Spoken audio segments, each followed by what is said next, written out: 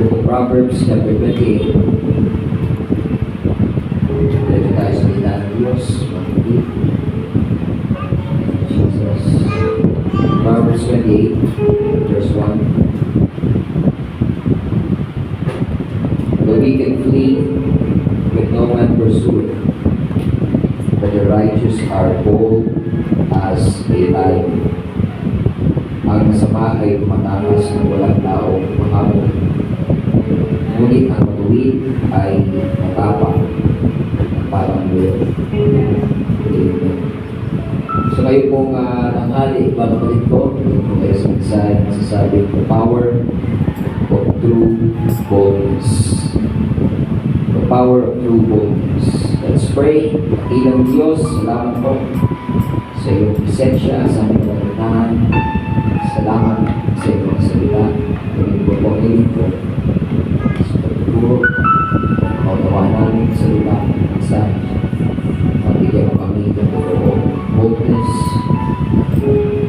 sa aming paglilingkod sa iyo. Maraming salamat. Bibigyan mo yung paglingkod, mausap ka Diyos. We release you, Lord God, that you move in our midst by the power of the Holy Spirit. The power of the Lamb. In Jesus' name we pray. Amen. Palakpak sa Panginoon mga kapatid.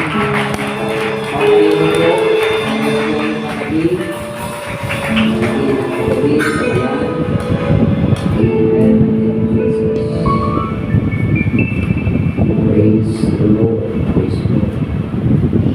Power of true boldness. Amen. Sabi natin, Hebrews, the wicked flee and no man pursue it. Ang tawag daw ng masama ay tumatakas ng walang tao makahabol. Parang palaging bigla ang tuman. Isang pagkailan yung ating pagkaramdam para palaging may mahabol sa atin. Isang pagkailan tayo para natin kahit pinakabarangay tayo. Pero sabi ng Bible sa Hebrews, but the righteous are bold as a lion. Ngunit ang matuwid ay matapang para leon. Gusto ko pong i-present sa atin ngayon pong umaga na gusto po ng Diyos sa ating paglilingkod sa Kanya na tayo po ay matapang. Matapang. Sabi, praise the Lord. Praise the Lord. Ilan. Lahat ng matapang, magsabi, praise the Lord. Praise the Lord. Gusto po ng Panginoon na tayo maging bold sa ating paglilingkod sa Kanya. Gusto ng Panginoon na tayo po ay maging matapang sa paglilingkod sa Kanya. Dahil isa po, mga kapatid, at ang unang-una na nabanggit sa mga itatapon sa dagat-dagat ng apoy ay ang mga duwag. Sabi sa Revelation chapter 21 in verse 8. Revelation 21 verse 8. Ngunit sa mga duwag at sa mga hindi mananampalataya at sa mga kasuklam-suklam at sa mga mamamatay tao at sa mga mapagyapit at sa mga manggagaway at sa mga mapagsamba sa Diyos-Diyosan at sa lahat ng mga sinungaling, ang kanilang bahagi ay sa dagat-dagat at nagniningas sa apoy at asupre na siyang kalawang kamatayan. Church, ang una po sa listahan ng mga itatapon sa dagat-dagat ng apoy ay ang mga fearful, mga duwag, mga kapatid ko. Kaya ayaw po ng Diyos na tayo sa paglilingkod sa Kanya ay maging mga duwag or fearful. Now, gusto ko linawin, hindi ibig sabihin na matapang ay yung matapang sa away, o kaya ay violente, o kaya ay palaway. Para may nagtanong, sino matapang dito? Survey lang. Hindi mo ibig sabihin na matapang yung palaging kang nag-aamok, o kaya kung saan may gulo, kung saan may away, nandun ka, dahil matapang ka. Hindi ibig sabihin ng matapang, mga kapatid, yung nakikipagrayo. Dito sa ating lugar, madalas may rayo. Ang mga bata, matapang. No? tayo sa tapat. Hindi po yun ang totoong tapang na gusto ng Panginoon na magkaroon ng mga anak ng Diyos. Hindi po yung tapang sa away o sa gulo. Hindi po yan ang totoong tapang, mga kapatid, na sinasabi ng Bible. Kundi ibig sabihin ng boldness, mga kapatid ko, na gusto ng Panginoon sa atin, ay yung tayo ay maging sigurado at tayo, mga kapatid, ay maging totoo, honest, sincero sa ating paglilingkod sa Kanya. Can we say amen? Ang gusto ng Panginoon ay matapang at buo ang ating kalooban na mag-alay ng buhay sa Kanya. Mga kapatid, it takes courage. Kailangan ng katapangan para mag-alay ng buhay sa Panginoon. Nakakatakot bilang tao sa ating kaisipan dati na maglingkod sa Panginoon. Marami pong napigilan sa paglilingkod sa Panginoon dahil natakot. Mag-alay ng buhay dahil natakot. Maglingkod sa Diyos, magpatuloy, sumamba dahil natatakot. Kaya, ang takot po na ito ay isang malaking hadlang sa paglilingkod natin sa Diyos. Kaya, ang gusto ng Panginoon ay tayo ay maging bold as a lion, sabi ng Bible. Tayo ay maging matapang sa ating paglilingkod sa Panginoon. To fulfill our purpose, kailangan din natin ng boldness, mga kapatid ko. Can you say amen? Hindi po natin magaganap kung ano man ang layunin ng Diyos sa ating buhay kung wala tayong katapangan, kung wala tayong boldness. Then marami po mga bagay na pwede umadlang sa atin. Gusto mong magpagamit sa Panginoon, gusto mong magturo ng Bible study, gusto mong umawit, o kahit yung magpatotoo, mga kapatid, minsan tayo nahadlangan ng takot. Minsan, mayroon tayong mga talento na galing sa Panginoon, kakayanan, calling, pagkatawag, skill, na binigay sa atin ng Diyos. Pero ang pinakamalaking hadlang para tayo po ay gumanap sa purpose ng Panginoon sa ating buhay, kadalasan ay ang takot. Pag naunahan tayo ng takot, tayo ay aatras sa pinapagawa ng Panginoon sa atin. It takes courage for us to fulfill God's purpose. Dahil po sa paglilingkod sa Panginoon, lagi tayong by faith, lagi tayo sa pananampalataya, mga kapatid. Dali ko nga ulit yung patotoo ni Pastor Noel kahapon sa pagtatayo ng Bible School. Grabe talaga, mga kapatid. Sabi ko, kailangan talaga ng tapang sa paglilingkod sa Panginoon. Sabi ni Pastor Noel, inausap siya ng Panginoon na magtayo ng Bible School. May tatlong pinagawa sa kanya ang Panginoon. Nasa ministry na siya. At siya po ay, noong panahon na yun, I believe, ay okay naman na ang gawain sa pondo. Maganda naman ang gawain, pero ang tawag sa kanya ng Panginoon, sa kanya ng Panginoon, tatlo. At sabi ng hapon, narinig ko na rin yan dati. Una, pagtayo ng Bible School sa Bicol. Nasa tondo siya, mga kapatid. Pero ang po sa kanya ng Panginoon, pagtayo ng Bible School sa Bicol. Pangalawa, ang yun sa kanya ng Panginoon ay mag-pioneer sa Naga City. Merong gawain dito sa Tondo, pero utusan niya ng Panginoon mag-pioneer sa Naga. Pangatlo ay maging presbyter na Quezon Bicol. Yung panahon na yun, ang Quezon Bicol district ay sakop pa ng Southern Luzon district. Pati ang Metro Manila dati, walang NCR district dati. Isang na lang yan, Southern Luzon district. NCR, itong New Southern Luzon ngayon, yan, Laguna, Cavite, at pati yung Quezon Bicol, Marinduque, Ikatia, at Southern Luzon. Pero nung panahon ni Pastor Nomer, tinansya ng Panginoon para humiwalay, magkaroon ng Quezon People District. At siya po ang unang president doon sa Quezon People. Kaya nung narinig niya raw ang gusto na yan ng Panginoon sa kanya, sabi niya, binenta niya yung sasakyan ng church for 120,000 dahil may binibenta lupa doon sa area na 120,000. Bili mo, bebenta mo yung sasakyan. Tapos wala namang kasiguraduhan. Pinili nila yung lupa doon sa area sa Bible School. Sabi niya nung patotoo niya, pag-uwi niya dito sa Manila, nawagan niya si missionary Sullivan, Cecil Sullivan. At sabi niya, "Sir, nakabili na tayo ng lupa."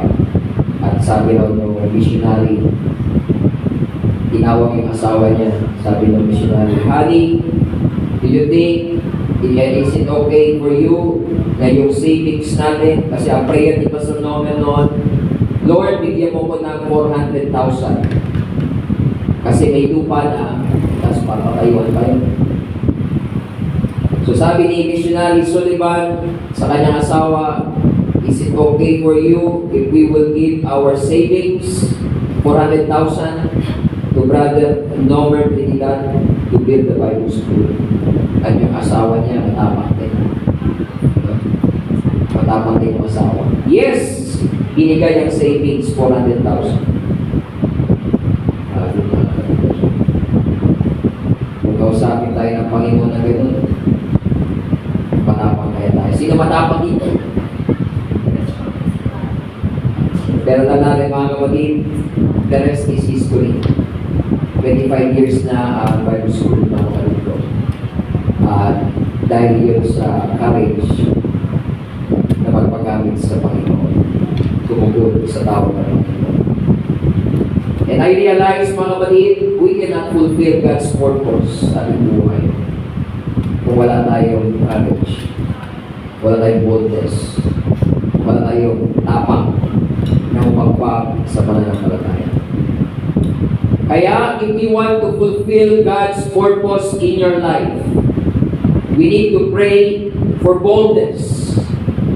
The righteous are as bold as a lion. Kailangan upang maganap ang kalooban ng Panginoon sa ating buhay, ang layunin ng Panginoon sa buhay mo, kinakailangan na humingi tayo ng tapang, ng totoong boldness na nagagaling sa ating Panginoon. Dahil kung walang courage, walang boldness galing sa Diyos, marami pong mga bulong-bulong sa ating paligid at sa ating sarili na magsasabi na hindi mo kaya yan. Paano kung mag-fail ka? Paano kung hindi maganap yan? Hindi yan practical. Hindi yan okay. Paano kung ganito? Paano kung ganyan? At kung wala tayong boldness galing sa Diyos, mga kapatid ko, ay kung pwede tayo mag-crumble, at kung pwede tayo, mga kapatid, na mag-shrink, at huwag natin ganapin ang layunin ng Panginoon sa ating buhay. That's why I encourage this afternoon, mga kapatid ko, humingi tayo ng boldness o katapangan sa Diyos. Dahil may plano ang Diyos sa buhay mo. Let me repeat, may plano ang Panginoon sa iyong buhay, kapatid. And until or unless we have boldness na ganapin ang plano ng Panginoon sa ating buhay, it will never happen, mga kapatid. Dahil may plano ang Diyos, ngunit meron tayong sarili. Let me say amen. Palaparan na natin ang Panginoon. Kapag hindi porket ang Diyos ay mayroong kalooban sa ating buhay, ay automatic magaganap na ito. Maturo ko na nakaraan, purpose, counsel, and the will of God.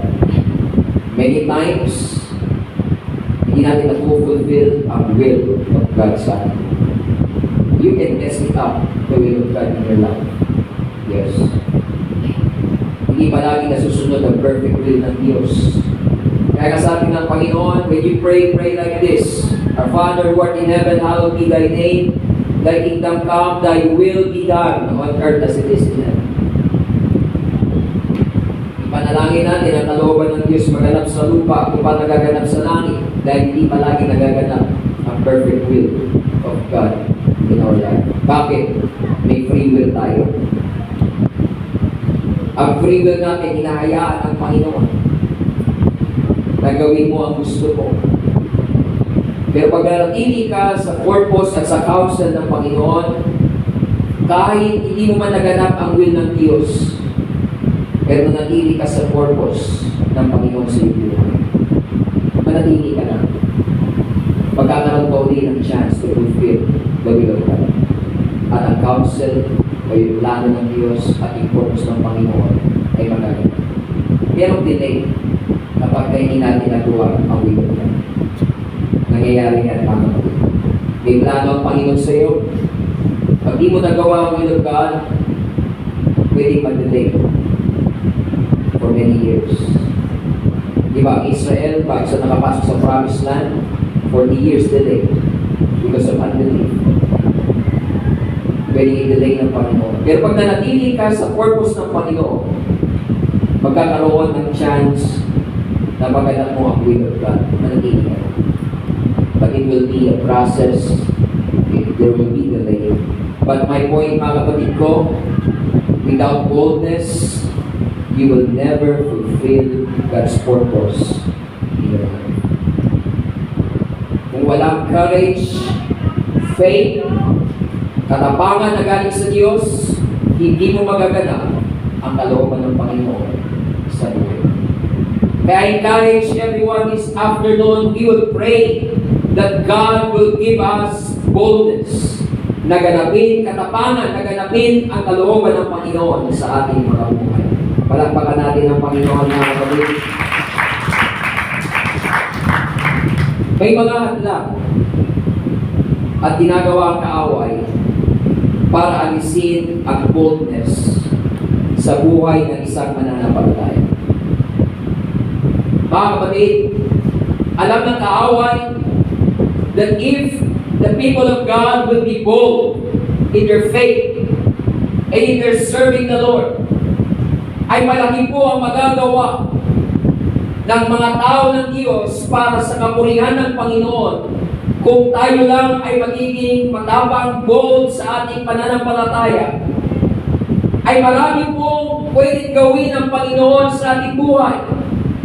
Kaya ang isang main purpose ng kaaway sa buhay mo is to take away boldness, take away that courage, that faith, and make us, mga kapatid, na tayo po ay hindi gumanap sa kalooban ng Panginoon. Let me tell you, kapatid, yan po ang isang layunin ng kaaway sa ating buhay, to take away your boldness. Can we say amen? Amen. He is working day and night.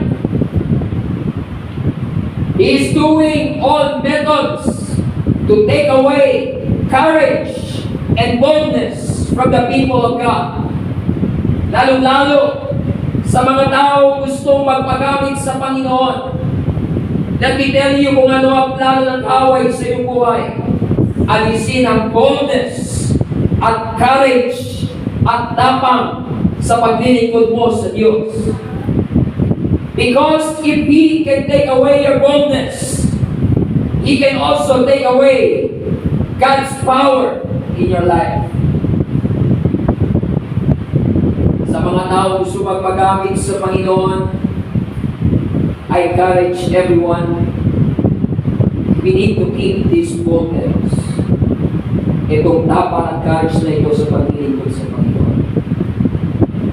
Ang gusto ng kaaway, alisin yan sa ating mga buhay. At ito po ang ilan sa mga ginagawa ng kaaway para alisin ang boldness sa buhay ng isang tao. Number one is sin. Everybody say sin. Sa panahon daw natin, marami ng sinners. Yung mga hindi nagre-reply sa GC, nag-sin lang. All have sinned and did not reply in the GC. Mga sinners. Mga kapatid, pag tayo po ay hindi na sa church to kahit sa ang GC, pag kayo ay tinawag doon, lalo na-call out na kayo, mag-reply tayo. Parang ano lang yun parang online etiquette. Diba? Sa GC ka, tinawag ka na, tapos nakakasin ka lang. Tawag na sinners. Pero di ba yung tinakagito lang is sin dito, kundi kasalanan. Ang kasalanan sa buhay ng mananampalataya, it takes away boldness. Yan po mga kapatid ko, ang inaalis ng kasalanan sa buhay ng isang tao ng Diyos. Lalo kung tayo ay magpapagamit sa Panginoon, alam niyo mga kapatid, it's true. When we sin, if we confess our sin, God is faithful and just to forgive us. Totoo. Kapag tayo nagkasala, pagpahayag tayo ng kasalanan sa ating Panginoon, tapat at banal siya na tayo ipatatawarin. At lilinisin tayo sa lahat ng ating kalikuan. But I tell you mga kapatid ko, there is danger kapag tayo po ay magpapatuloy sa kasalanan. Total, ang Diyos ay magpapatawad naman. Yes, magpapatawad ang Panginoon. But let me tell you, what the enemy is taking away from you, kapag tayo ay manatili sa kasalanan, He's taking away your boldness. He will take away, mga kapatid, your courage. He will take away, mga kapatid, your faith that you can be used by God. O kung ikaw man ay gagamitin ng Panginoon, palaging merong shadow of doubt sa ating kaisipan. At palaging mayroong takot sa ating puso. At palaging mayroong hadlang upang ating maibigay ang ating dapat gawin sa paglilingkod sa Panginoon. Because that is a tactic of the enemy to take away your boldness. If he can take away your boldness, he will take away your anointing. He will take away your effectivity in whatever ministry na ginagawa mo para sa Panginoon. And one day, mga kapatid, it will take away your joy sa paglilingkod sa Panginoon. It's a trap by the enemy, mga kapatid ko, to take away the boldness because the enemy knows there is power in true boldness. Mga kapatid, sikapin natin na sa paglilingkod natin sa Panginoon, tayo po mga kapatid ay lumakad na naayon sa Kanyang kalooban. Sikapin po natin na tayo ay palaging sumunod sa Panginoon sa lahat ng aspeto ng ating mga buhay. We're not saying na tayo ay mga perfect na mga kapatid ko sa ating mga buhay. Pero sikapin natin maging tama, maging matuwid, maging masunurin sa ating paglilingkod sa Panginoon. Pag wala po mga kapatid ang katapatan sa paglilingkod sa Panginoon, ang nawawala sa atin is the boldness sa ating paglilingkod sa Panginoon. There will always be shame. There will always be doubt. When we go to church, there will always be, mga kapatid, mga hadlang sa ating pagsamba. Mga hadlang sa ating paglilingkod sa Kanya. Maging ang kagalakan, mga kapatid, sa ating paglilingkod sa Kanya ay maalis because wala na ang boldness. Now, let me be clear, mga kapatid ko. Boldness is not self-confidence. Hindi po yung sabihin ng boldness ay magiging mayabang. o kaya magiging kumpiyansa sa sarili. That's not boldness. Self-confidence, arrogance is not boldness. Boldness is being honest.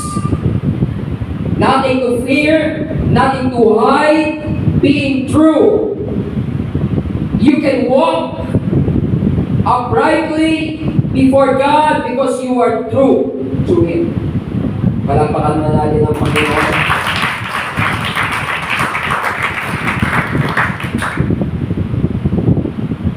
Nang si Adan at si Eva ay binikha ng Diyos, sabi ng Bible, hindi sila nahiya. Wala silang damit. Pero sila'y naglalakad sa Garden of Eden. At ang Diyos, mga kapatid, ay lumalakad sa kanilang kalagitnaan in the cool of the day. Meron pong fellowship between God and man. Meron pong relationship between God and man. Bago nagkasala si Eva at si Adan. That's boldness. That is being honest, being bare, being open to God. Without fear, without shame, without hiding anything. That is boldness. But when sin came, mga kapatid ko, nang pumasok ang kasalanan, doon nila, mga kapatid, nakita na sila ay mga hubad at nagkaroon sila ng need na takpan ang kanilang sarili. Nagkaroon sila ng shame and guilt. And so they needed leaves, mga dahon upang takpan ang kanilang sarili kaubalan.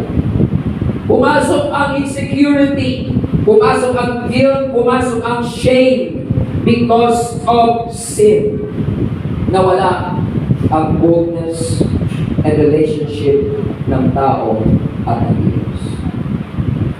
That's also what happens, mga kapatid ko, kapag ang isang mananampalataya ay magkasala at hindi magsisi sa harapan ng Diyos. O kaya ay mayroong mga unconfessed sin. O kaya ay mayroong mga habitual sin sa ating mga buhay. It will take away our boldness. Dati pag pumunta tayo sa church, palagi tayo masigla.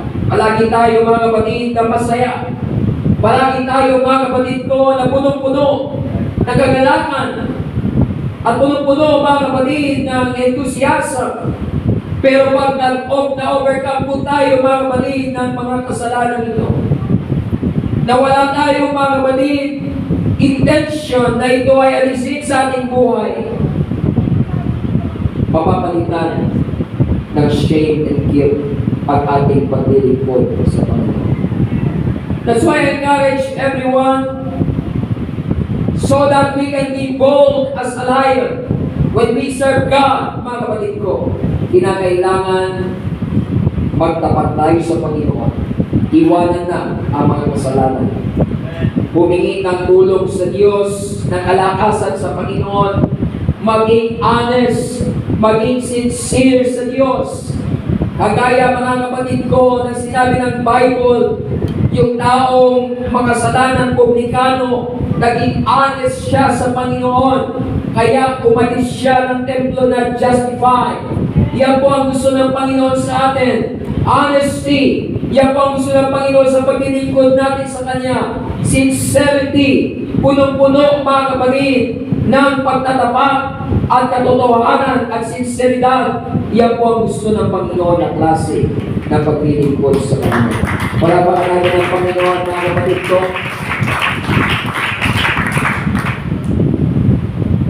Yan po, mga kapatid, ang ginagawa ng sin sa ating buhay. It is already boldness.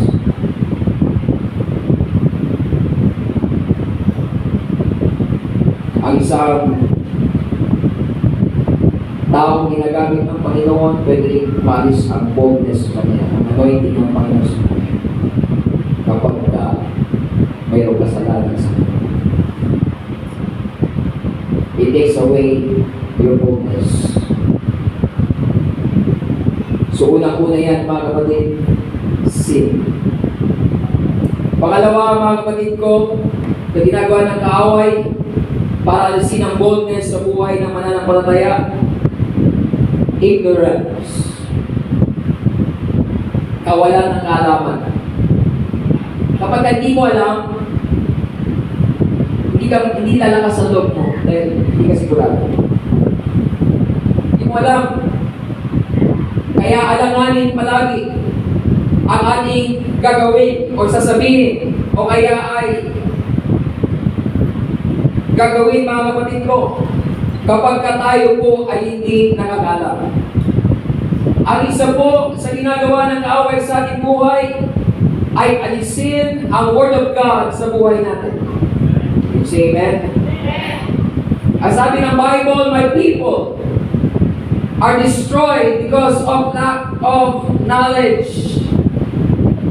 Ang aking bayan ay napapahamak dahil sa kakulangan ng kaalaman.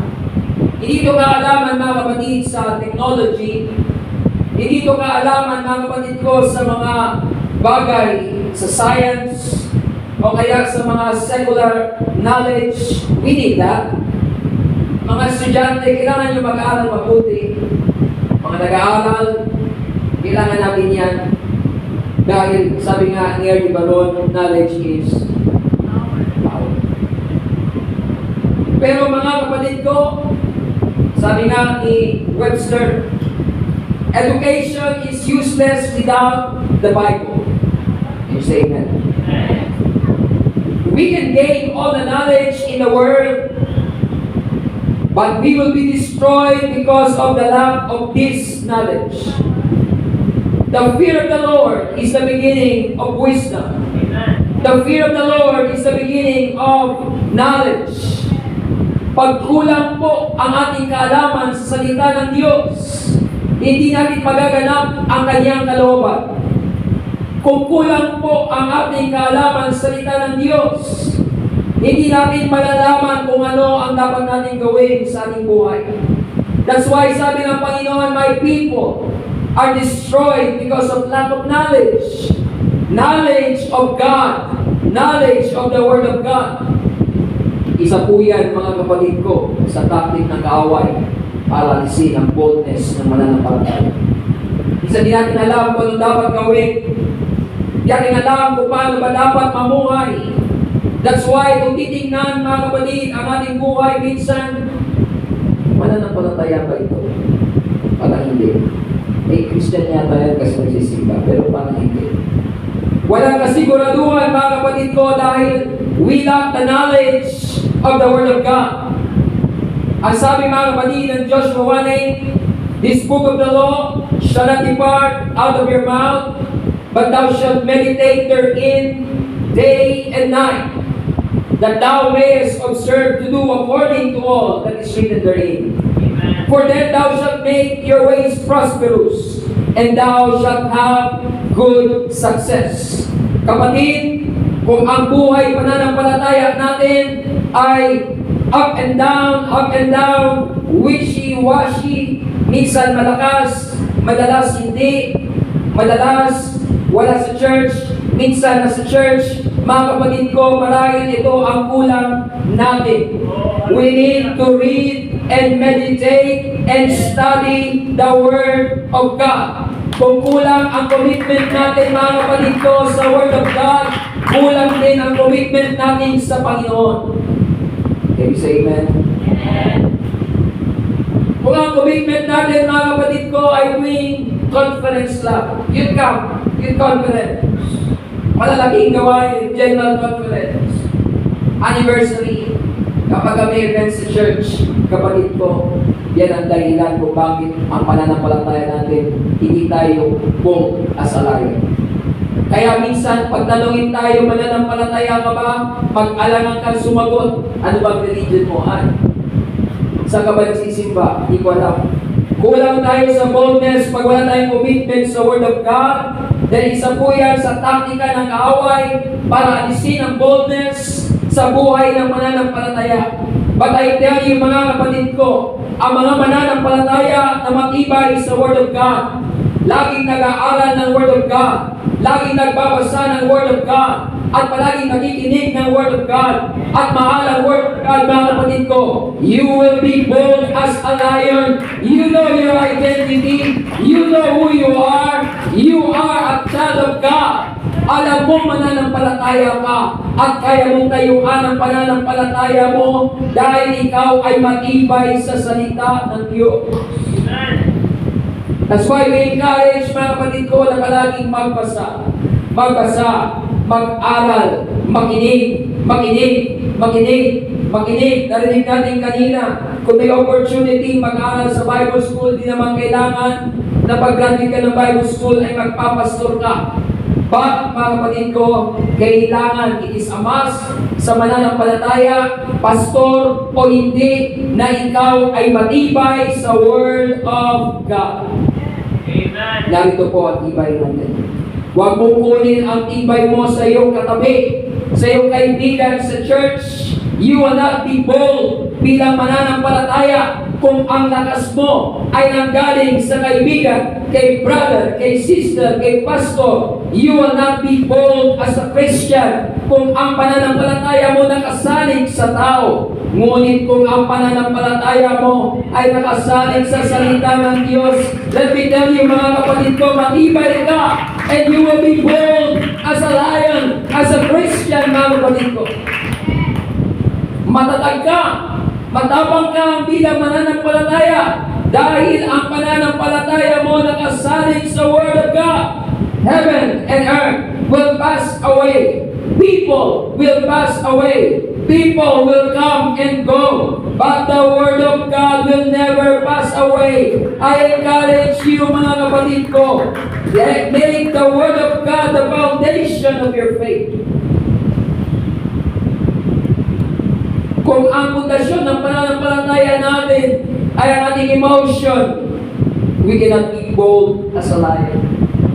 Ang emotion natin, up, down, up, down.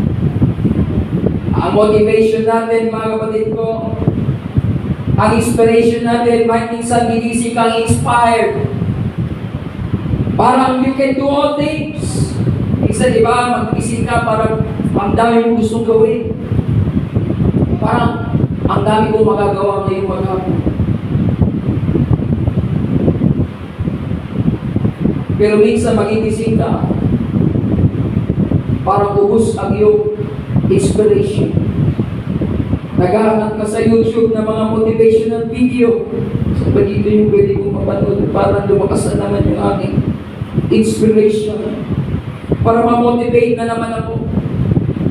You cannot be bold as a lion kung ang ating pong pananampalataya ay nakasalig sa mga motivational videos, or you need someone always to encourage you, to push you. Let me tell you mga kapatid ko, we all need someone to encourage us. Say amen? At po tayo. Every once in a while, you need someone to push you, to encourage you. But, hindi po pwede mga kapatid ko, na araw-araw na lang, linggo-linggo na lang, kailangan mo na tatapik sa'yo. Kailangan mo na mag-push sa'yo, mag-encourage sa'yo. Paano kung mawala na yung tao na yan? We need that every once in a while. Pero mga kapatid ko, kinakailangan natin to master, mga kapatid, strength from the Lord and ask God, Lord, give me boldness, give me strength that is coming from you. Kinakailangan nating magpakatibay at lumago sa ating pananampalataya, mga kapatid ko. Dahil darating ang panahon, dapat hindi na ikaw yung ini-encourage. Dapat ikaw na yung nag-i-encourage sa mga baguhan, sa mga nangihina. Dati ikaw yung ini-inspire. Dapat ngayon, ikaw naman yung nag-i-inspire at nag-i-encourage at nagmo-motivate sa iba, mga kapatid ko. Palapakan natin ang Panginoon. We need true boldness from God. At ilan po yan sa pangadlang? Sin, ignorance of the Word of God. Kaya nga mga kapatid ko, kinakailangan natin palagi mag-aral, magbasa. Pag prayer meeting, overnight prayer meeting, mag-sharing tayo sa isa. Maganda yun. Kasi marami na tayo napapakinggan, mag-share naman tayo sa iba. Pag di tayo nakikinig, wala tayo masishare. Wala tayong boldness. Wala tayong tapang na magpagamit sa Panginoon kapag hindi tayo nag-aaral ng salita ng Diyos. Kapag hindi tayo nag-aaral ng salita ng Diyos, mapapahiya tayo. 1 Timothy 2:15, study to show thyself approved unto God, a workman that needeth not to be ashamed, rightly dividing the word of truth. 2 Timothy 2:15. Kinakailangan natin mag-aral. Mag-aral para tayo mga kapatid ay maging isang manggagawang subok sa harapan ng Diyos. Approved ka at wala kang dapat ikahiya. Ikaw ay magiging isang workman that rightly divides the word of truth. That's why, again, we congratulate ang ating mga graduates ng Bible School. Nag-aral po sila at sila po ay nagsumikap dahil ang purpose mga kapatid maging approved sa Diyos. We need to make ourselves approved before God. Kapag tayo po ay nag-aaral, we will be bold when we share our faith. Sa Panginoon mga kapatid ko. So ignorance of God, ignorance of the Word of God, yan po ay mag-aalis ng ating boldness. Kaya sabi ni Paul, pray for us that there will be open door and we will have boldness to preach the gospel. Kapag ka may open door, dapat handa tayo na mag-share ng gospel. How can we be ready and be bold in sharing the Word of God kapag hindi po tayo nag-aaral ng salita ng Diyos? I encourage again everyone, read, study the Word of God. We need to know the Word of God. Pangalawa mga kapatid, we need to know God. Ang sabi ni Pablo sa mga taga-Atenas, itong Diyos na hindi nyo kilala, ang aking pinapakilala sa inyo. May mga tao, mga kapatid, na hindi sila bold sa kanilang pananampalataya because they do not know the God whom they serve. Kailangan, kapatid, kilala mo kung sino ang iyong sinasamba. Kailangan kilala mo kung kanino ka naglilingkod at kanino ka nananampalataya. Kaya nga, mga kapatid, we can be bold to say that the name of God is Jesus. And we are bold to say, you need to be baptized in the name of Jesus. We are bold to say that we pray in the name of Jesus because we know, mga kapatid, kung sino ang Diyos na ating sinasamba at pinaglilingkuran. Ang pangalan niya ay Jesus. Amen. Di natin siya tinatawag lamang na Ama, o Bathala, o May Kapal, o Lumikha. Kaya hindi po yun pangalan. Hindi po yun ang proper name. Yun ay mga pangalan, ang tawag yan, pambala na. Yung asawa ko, mga kapatid ko, tatawagin ko ba siya na babae? Yung anak ko, anong mararamdaman kaya kung tawag sa kanya? Bata. Uy, bata. Oo, ikaw, bata. Di ba minsan ginagawa natin yung papiro? Bata, bata. Pero para magkaroon kami ng connection, para malaman niya na kilala ko siya, at malaman yung lahat na kilala ko siya, ang tawag sa kanya yung pangalan niya, Amen. You need to know who God is. Kailangan kilala mo siya sa kanyang pangalan. Dahil nagpahayag siya sa kanyang pangalan. Ang sabi ng Bible, there will come a day that God will be one and His name is one. At ang pangalan ipinahayag niya, mga kapatid, ay Jesus. Kaya sabi ng Bible, whatever you think, whatever thing you do, in word or in deed, do it all in the name of the Lord Jesus Christ. When we gather in the name of the Lord Jesus Christ. Dahil kilala natin kung sino ang ating sinasamba. Ang pangalan niya ay Panginoong Jesus. Palakpakan natin ang ating Panginoon. Hallelujah, hallelujah. Do you know who you serve?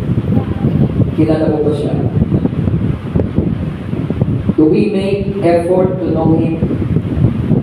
Ay Panginoon, kilala mo naman ako. But do you know Him? Do you make effort to know God? Do you make effort to know Him by His Word? Do you make effort to know Him by experience, His Spirit, His presence? Do you reach out to Him to know Him? Dahil sabi ng Panginoon, you will find me if you will seek me with all your heart. Kung gusto mo talaga siyang makilala, kung gusto mo talaga siyang ma-experience, hanapin mo siya ng buong puso. Hindi yung, Lord, bahala ka. Ikaw dapat ang umanap sa Kanya ng buong puso. Pangako niya, masusumpungan mo siya kung hanapin mo siya ng buong puso.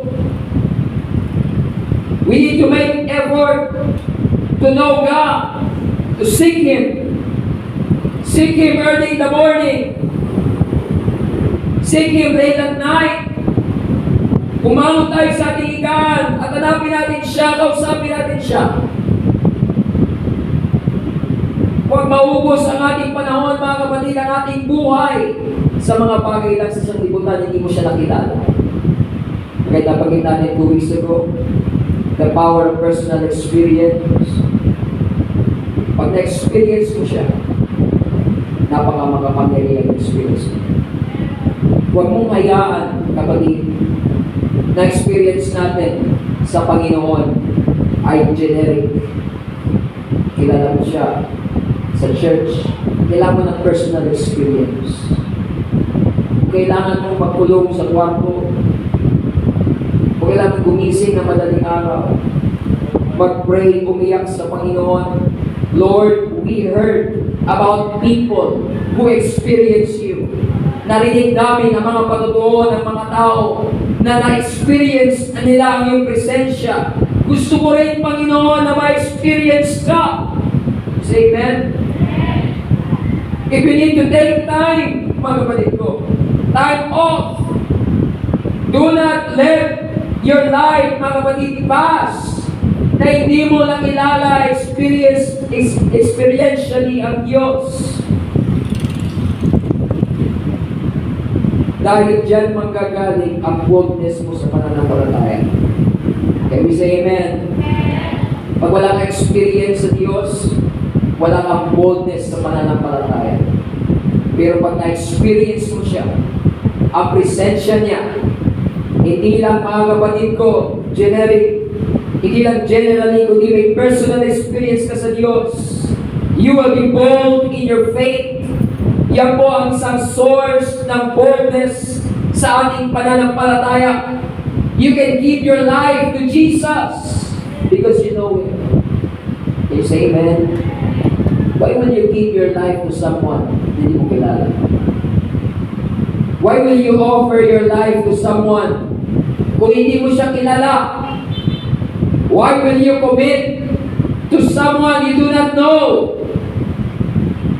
Kaya minsan kulang ang commitment because we do not know who He is. We know His name. We have heard about Him. Pero kailangan natin ng personal experience sa Diyos. Kapatid. That's one source of true boldness sa harapan ng Panginoon. Palakpak sa Panginoon, mga kapatid. I encourage everyone, we need to be bold in our faith. I encourage everyone, we need to be bold in our ministry. sa ating pagpapagamit sa Panginoon. It's time to be bold in our ministry, in our faith. It's time to be bold, mga kapatid, in the declaration of our faith, mga kapatid ko. At ang source niyan, mga kapatid, ay ang ating relationship sa Panginoon. Everybody say, praise the Lord. The bottom line, the true source of boldness, mga kapatid ko, is relationship with God. That's it. All hindrance of true boldness sa Diyos, mga kapatid ko, is a broken relationship. Everybody say, praise the Lord. Ang bottom line po ng kawalan ng boldness sa paglilingkod sa Panginoon, again, I will repeat, is broken relationship with God. Nakita natin yan kay Adam and Eve. Kapag sira ang relasyon sa Panginoon, it will take away our boldness. It will take away, mga kapatid ko, ang ating courage, ang ating tapang sa paglilingkod sa Panginoon ay mawawala if we have a broken relationship with God. Kapag ka po meron pong laman ang relasyon ng dalawang tao, mawawala ang sincerity, ang openness, mawawala, mga kapatid ko, ang honesty. Totoo yan, mga kapatid ko, kahit sa anumang relasyon. Magsisimula kayo magkaroon ng secrets sa isa't isa. Hello? Nakikinig pa tayo, mga kapatid? Ano mang relasyon yan? Mag-boyfriend, mag-girlfriend. Meron ba dito? Meron pala. Magsisimula kayo magkaroon ng secrets sa isa't isa kapag ka meron ng laman yung relationship natin. Mawala yung sincerity, honesty, mawala yung pagiging open, that is boldness, ano? Pagiging open sa isa't isa. Kapag ka nagkaroon, mga kapatid, ng laman ang relasyon. Magsimula kayo magkaroon ng doubts sa isa't isa. Secrets. Instability. Kawalan ng focus. Kawalan ng affection. Pagmamahal sa isa't isa. Kawalan ng respect sa isa't isa. And trust sa isa't isa. Yan po, mga kapatid ko, ay nasisimula kapag nagkaroon ng laman ang relasyon. Ganon din sa Panginoon, mga kapatid ko. Magsimula ang mga secrets is honesty, instability, doubts, fears, kawalan ng focus, kawalan ng damdamin, affection sa Panginoon. Kapag ka po, mga kapatid, nagkaroon ng lamang ang relasyon natin sa Diyos, yan po ang kabaliktaran ng boldness. Magkaroon na ng instability ang ating kaisipan. Magkaroon na ng misdirection ang ating paglilingkod sa Panginoon. Mawala na ng focus. Magsimula yan kapag nagkaroon ng laman ang relasyon natin sa Panginoon. Magkaroon tayo ng takot, ng doubts, magkaroon tayo ng shame, magkaroon tayo ng double-mindedness sa paglilingkod sa Panginoon. Dapat pa ba ako maglingkod sa Kanya? Kapag ka po nagkaroon ng lamang ang relasyon natin sa Panginoon. All boldness mawawala kapag ka merong broken relationship. Kapag ka merong laman sa relasyon. That's why I encourage everyone, mga kapatid ko, ayusin natin ang relasyon natin sa Panginoon. Ayusin natin ang relasyon sa Panginoon. Lahat ng aspeto ng ating paglilingkod sa Diyos, ayusin natin. Kayo say amen? Lahat ng aspeto, pamilya, sa mga kabataan, lahat ng kabataan, masabi, praise the Lord. O, sa pag-aaral, sa love life, sa ministry mo, sa Panginoon kung meron, sa iyong relationship sa mga ka-church, relationship mo sa Diyos, prayer life mo, worship mo, lahat yan ayusin natin. Pag magkaroon ng laman sa isa sa mga yan, magsimula na mawala yung boldness mo. Yes, amen? No? Magkaroon ng laman, isa yan. Nagkaroon ng laman yung relasyon mo sa iyong kapwa sa churchmate. Tama, di ba? Ayos yung relasyon mo sa lahat. Relasyon mo sa Diyos, okay. Pag-aaral, okay. Lahat, okay. Nagkaroon ka ng nagalit. Meron kang katampuan sa church. Dahil isang aspeto ng paglilingkod sa Panginoon. Butas yan, laman yan. Unti-unti, mga kapatid, yung boldness mo, yung courage mo sa paglilingkod sa Panginoon dati, grabe ang paglilingkod mo sa Panginoon, ang worship mo, bigay todo. Pero pagka may kaaway, may kagalit, katampo ka na sa church, wala na yung boldness. Tama? Dati kung mag-worship ka, marahil talagang bigay todo yung pag-worship mo, pero nagkaroon ka ng katampuhan. Pag ganyan mo, pagkabalik mo, dito na naman ibang si mga. Meron ba yan? Wala naman yata yun. Diba, nababawasan yung boldness mo? Inaalis ng kaaway yung boldness mo? Isang aspeto ng buhay natin sa Panginoon, magkaroon ng laman, mabawasan ang boldness mo. Kaya kailangan ayusin natin. Halimbawa, mag-preach ako, pero mag-away kami sa sarili. Ang hirap nun. Diba? Paano ka makapag-preach? Paano mo mabigay talaga yung mensahe ng Panginoon? Agad doon lang ako lagi. Mga kapatid, maglingkod tayo sa Panginoon. Magtapat tayo sa Diyos. Kung di ayos yung relasyon mo sa Kanya, napakahirap, mawala yung boldness mo. Dati si Pastor, grabe mangaral. Dati si Pastor, lumalabas yung litid pag nangangaral. Pero nung nag-aaway sila, Mrs. Sarioli, nawala yung tapang.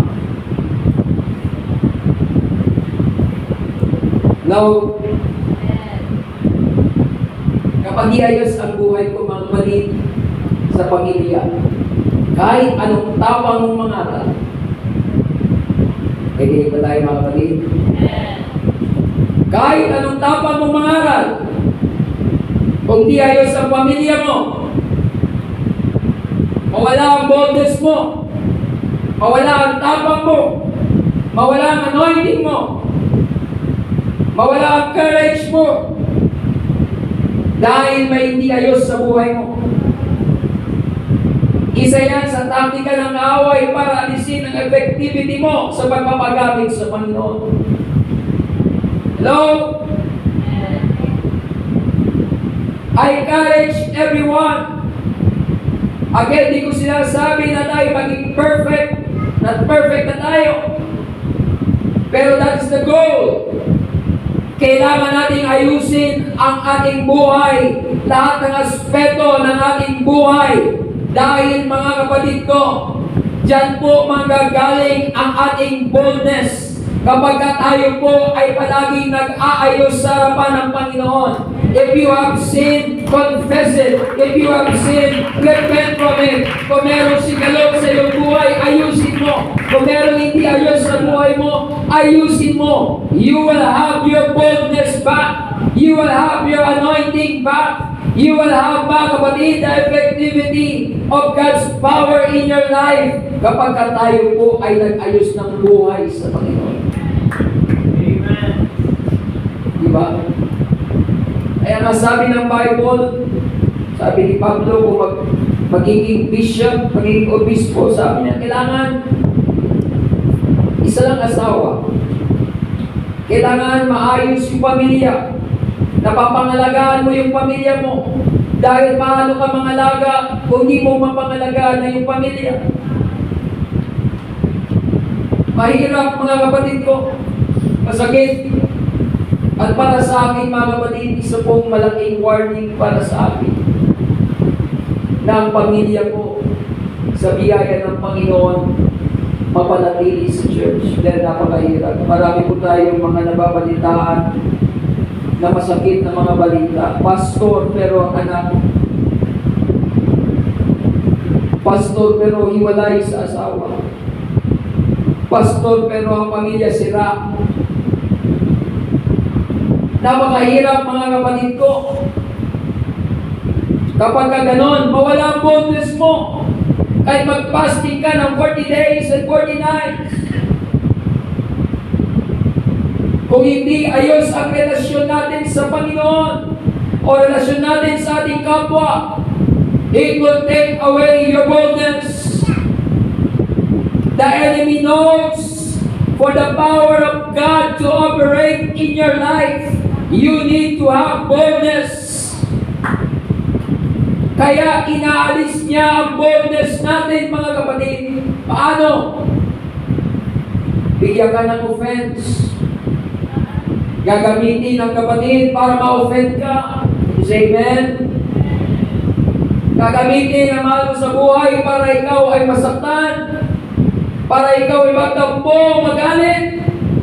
And so you cannot be bold in your faith, in your serving God. But I encourage everyone, huwag tayong magpatalo sa trap na ito ng kaaway.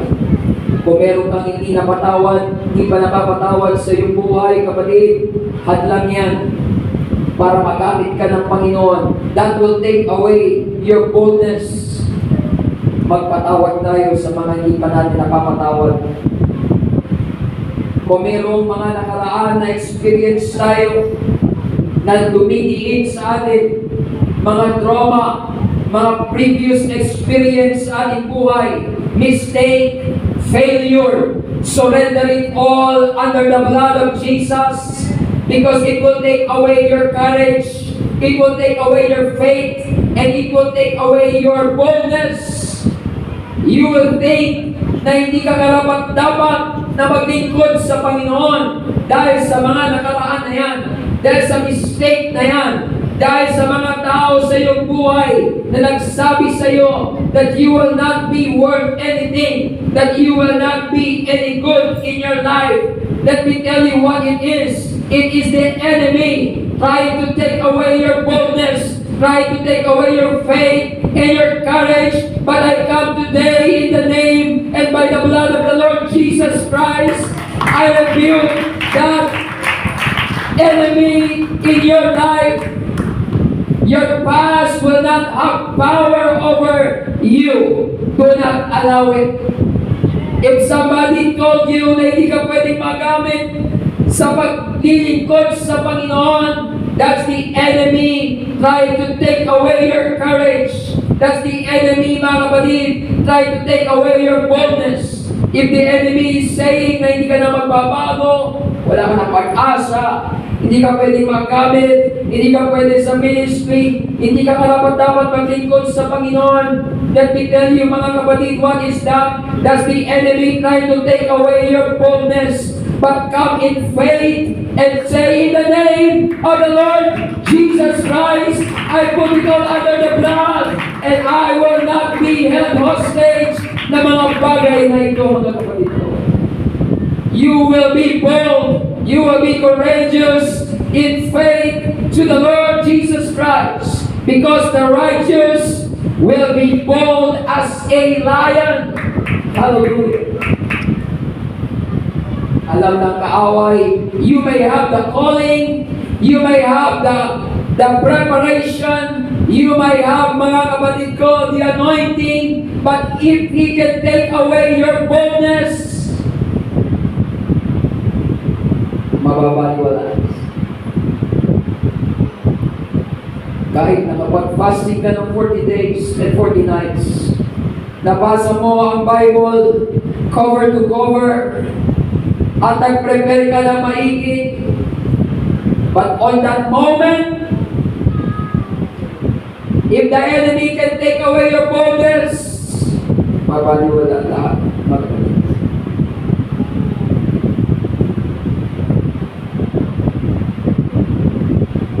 Nasabi ko yan sa Gawain last year, ng section 1, yung revival. Sabi ko sa mga singers, saka sa mga musicians ng section 1, we need to prepare. Kailangan natin mag-pray.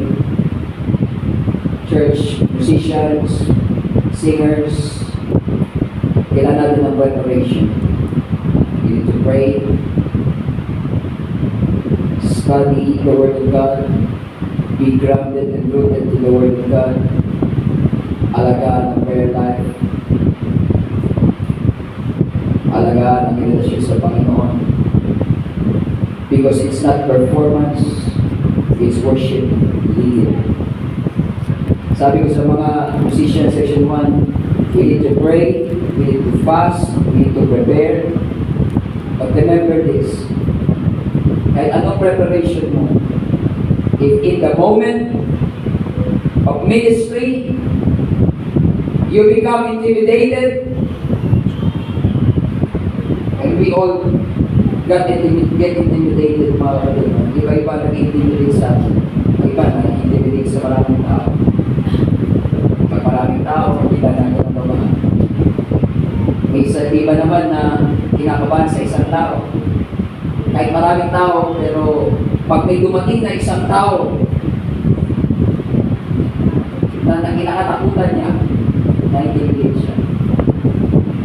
Sabi ko sa kanila, kahit anong preparation natin, if in the moment of ministry, sa panahon na tayo ay aawit na, magpipreach na, if you got intimidated in that moment, mabaliwala ang preparation natin. Naranasan natin yan, mga kapatid, diba? Nag-pray ka naman, nag-fasting ka naman, nag-aral ka naman, pero in that moment, if the enemy will be successful to take away your boldness, parang ka lang nagsalita sa amin, parang walang nangyari. You will feel frustrated. Parang may, alam mong meron ka pang may bibigay na hindi mo naibigay kasi natakot ka.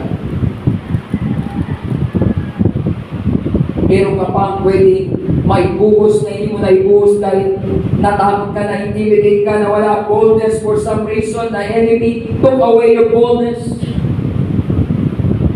That's why I encourage everyone, we need to have true boldness from God.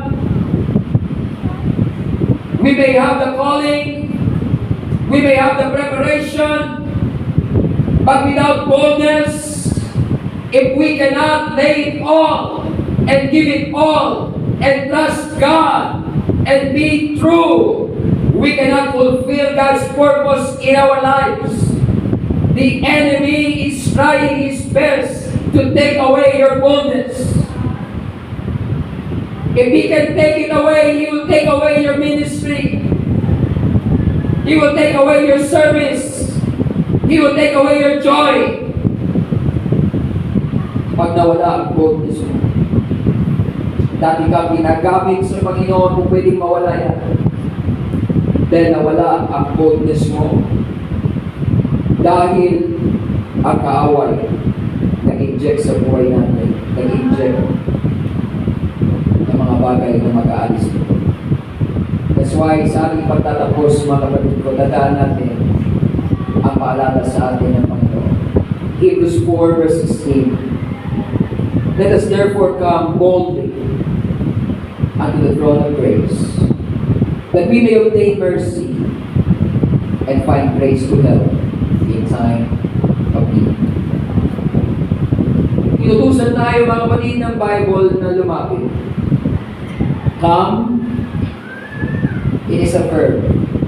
Right? Verb, di ba? Yung action word. Sabi ng come sa Tagalog ay lumapit. Tama?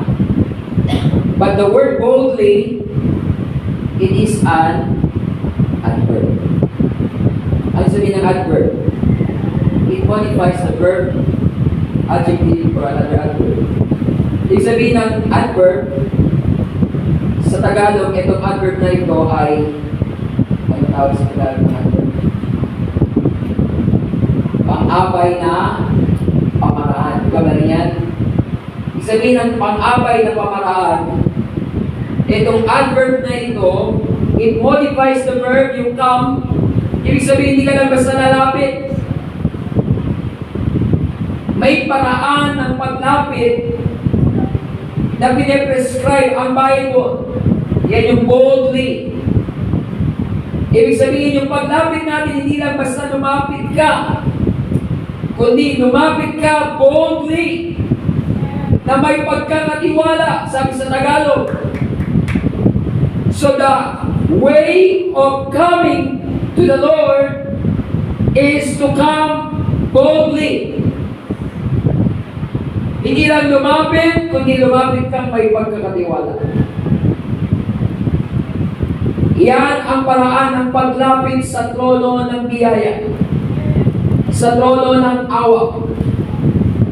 Hindi sinabi na come confidently, hindi sinabi na come arrogantly, ang sabi come boldly.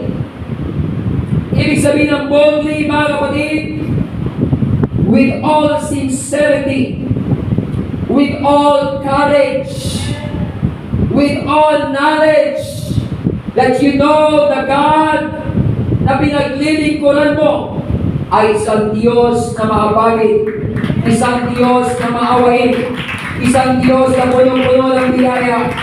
He will not reject you. Just come boldly. Come without pretense. Pag lumapit ka sa Panginoon, di mo kailangan magkunwaring malakas. Di ba yun ang kasalanan ng Pariseo? Lord, salamat dahil mabait ako, matuwid ako, nagbibigay ako, napakatuwid ko. Kagaya ng iba. That is not boldness, that is arrogance. At totoong boldness yung ginawa ng publican. Dahil totoo siya. Lord, I was in. Makapag ka sa akin. Yun ang totoong boldness. Because true boldness comes from knowing God and knowing yourself. If you don't know yourself, you cannot be bold. If we will deceive ourselves, or if we will let our hearts deceive us, you cannot be bold. Dahil ang puso natin sabihin sa atin, okay ka naman. Okay ka lang. Malakas ka. Matibay ka. Wala kang problema. Kung para sa iba, mas okay ka na. That's your heart deceiving you so that you cannot come to the Lord boldly. But if you know yourself and you know who God is, you can come to Him boldly. Lord, I'm a sinner. I need your grace. I need your mercy. That is true boldness, mga kapatid ko. If you know that you cannot do anything on your own, if you know, mga kapatid, that you can only rely on the strength of God, that is when you can be true, bold in your serving the Lord. Because you're not trusting yourself, you're trusting God. Dahil alam mo sa iyong sarili, wala kang magagawa. Sa iyong sarili, we can do nothing. But you know that God will help you by His grace. That's only the time you can be bold, totoong bold sa harapan ng Panginoon. Talaga pag ibigay mo lahat, dahil hindi kayo sa iyong sarili umaasa, Umaasa ka sa Diyos, umaasa ka sa biyaya at lakas na nanggagaling sa Panginoon. Let me tell you, doon mo lang maibibigay ng totoo ang lahat sa paglilingkod mo sa Panginoon kung ang inaasahan mo ay ang biyaya ng Diyos.